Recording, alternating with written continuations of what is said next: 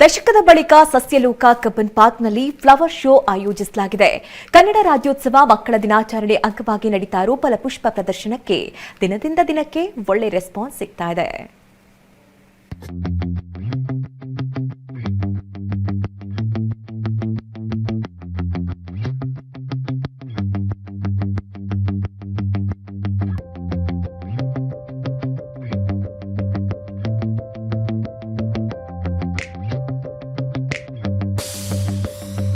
Colour ಹೂವುಗಳು ನಗೆ ಚೆಲ್ಲಿವೆ. ಹೂ ಮನಸ್ಸಿನವರನ್ನ ಸೆಳಿತಾ ಇದೆ. ತಂಪನೆಯ ಗಾಳಿಯಲ್ಲಿ ಹೂವಿನ ಪರಿಮಳ ತುಂಬಿದೆ. ಕಬ್ಬನ್ ಪಾರ್ಕ್ನಲ್ಲಿ ಹೂವಿನ ಲೋಕವೇ ತಲೆ ಎತ್ತಿದೆ.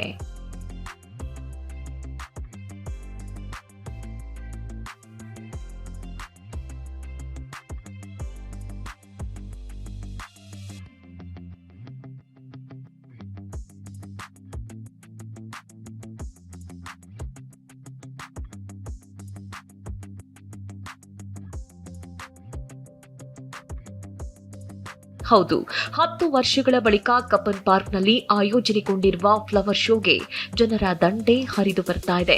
ಹೂವಿನಿಂದಲೇ ವಾಟರ್ ಫೌಂಟೇನ್, ಹಂಪಿ ರಥ, ಕರ್ನಾಟಕ ಮ್ಯಾಪ್, ರೈತನ ಟ್ರ್ಯಾಕ್ಟರ್, ಆನೆ, ಚಿಟ್ಟೆ, ಡಾಲ್ಫಿನ್ ಕಲಾಕೃತಿಗಳು ಎಲ್ಲರನ್ನ ಆಕರ್ಷಿಸ್ತಾ ಇವೆ. ಇನ್ನೊಂದು ವಾರ ಇರೋದಂತ ಈ ವೀಕೆಂಡೇ ಬಂದು ಮುಗಿಸೋಣ ಅಂತ ಇವಾಗಲೇ ಬಂದಿರೋದು. ಇನ್ನು ನಾನು ಜಾಸ್ತಿ ಕಬ್ಬನ್ ಪಾರ್ಕಿಗೆ ಬಂದಿಲ್ಲ, ಲಾಲ್ಬಾಗ್ ಆದ್ರೆ ಹೋಗಿದ್ದೀನಿ. ಸೊ ಅದಕ್ಕೆ ಇದು ನೋಡ್ಬೇಕು ಇನ್ನು ಹೆಂಗಿದೆ ಅಂತ.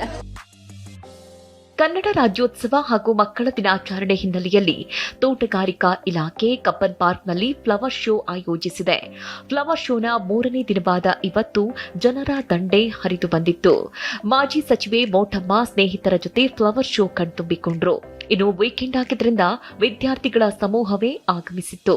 ತುಂಬಾ ಒಳ್ಳೆ ಡೆಕೋರ್ ಮಾಡಿದ್ದಾರೆ. ಫಿಶಸ್ ಆಗಿರ್ಬೋದು, ಈ ತರ ಎಲ್ಲ ಕಲರ್ಫುಲ್ ಆಗಿ ಡೆಕೋರ್ ಮಾಡಿದಾರಲ್ವ. ಚಾರಿಯಟ್ ಆಗಿರ್ಬೋದು, ಆಮೇಲೆ ಪೈನಾಪಲ್ ಫ್ರೂಟ್ಸು ಅದೆಲ್ಲಾನು ಕಲರ್ಫುಲ್ ಫ್ಲವರ್ಸ್ ಇಂದ ಮಾಡಿದ್ರೆ ತುಂಬಾ ಚೆನ್ನಾಗಿದೆ.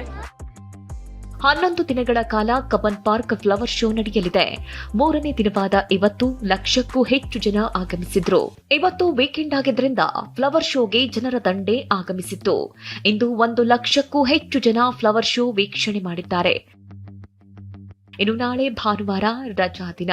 ಹೀಗಾಗಿ ನಾಳೆ ಲಕ್ಷಕ್ಕೂ ಅಧಿಕ ಸಂಖ್ಯೆಯಲ್ಲಿ ಜನರು ಫ್ಲವರ್ ಶೋಗೆ ಭೇಟಿ ನೀಡೋ ಸಾಧ್ಯತೆ ಇದೆ.